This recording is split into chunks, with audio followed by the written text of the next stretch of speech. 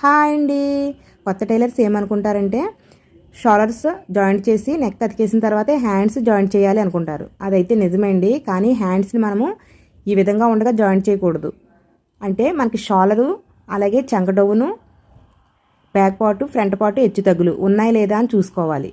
First నేను shoulder అయితే ఆది బ్లౌజ్ ప్రకారం ఉందా లేదా అని చూస్తున్నానండి. మనకి కుట్టిన తర్వాత ఆది బ్లౌజ్కి ఎంత ఉందో అంత మార్కింగ్ చేసుకోవాలి. ఫస్ట్ ఈ విధంగా మార్కింగ్ చేసాక కుట్టు కోసము 1/2 ఇంచ్ ఎక్స్ట్రాకి ఇంకొక మార్కింగ్ చేసుకోవాలి. చూసారు కదా, మనకు ఆది బ్లౌజ్ ప్రకారం అయితే షోల్డర్ ఇంత మాత్రమే రావాలి, కానీ ఎక్స్ట్రా వచ్చింది.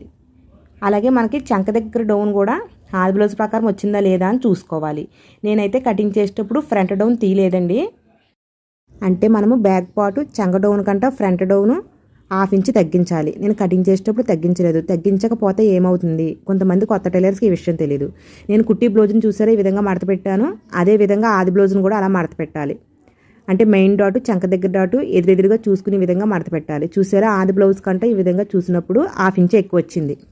ఈ విధంగా 1/2 ఇంచ్ ఎక్కువ వచ్చినా సరే మనము హ్యాండ్స్ అతికిసామంటే ఉగ్గులు వస్తుందన్నమాట.